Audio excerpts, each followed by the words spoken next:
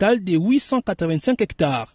Chérubin Okende était accompagné de l'ambassadeur de la RDC en Afrique du Sud, Fidel Moulaja, du directeur général intérimaire de Transco, Tif Chipamba, du conseiller principal du Premier ministre en matière de transport, Ewing Yanda, et d'une forte délégation des étudiants représentant tous les établissements du pays.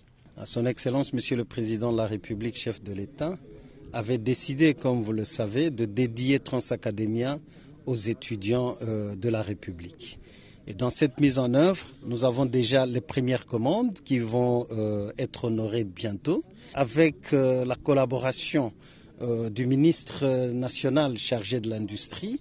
Nous avons choisi cette zone économique spéciale pour l'implantation de cette usine de montage de bus chez nous. À la ZES Maluku, le ministère des Transports va développer 3 grandes unités de production.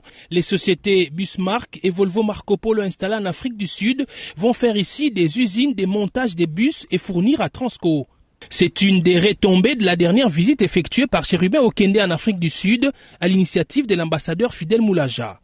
La société chinoise C2 Star, qui elle va fournir les bus Transacademia, commence déjà le travail ici la semaine prochaine.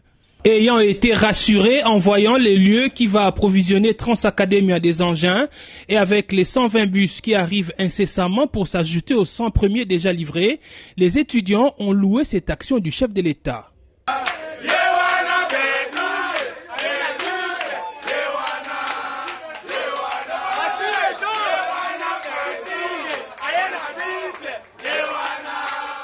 Le géniteur de Transacademia, vous le connaissez.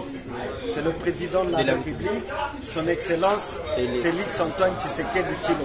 Béton. Il m'avait instruit de vous associer au fur et à mesure pour éviter la médisance. J'ai voulu que vous soyez associés à cette démarche pour que vous assuriez aussi le suivi.